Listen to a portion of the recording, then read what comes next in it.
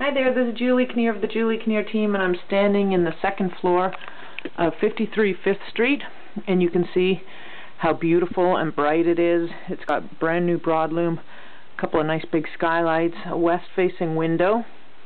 There's a full 4-piece ensuite that I'll take you through, and this is sort of a lovely master retreat, or it could be a great, kids' bedrooms if you've got a couple of children, because there's so much space, or family area.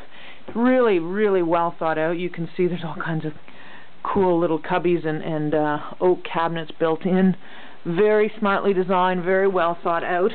It's got quite a little glamorous bathroom here. Lots of granite counters and floors. Again, more built-ins, very smartly done and thought out. Beautiful casement window. See, I'll show you the halogen lighting.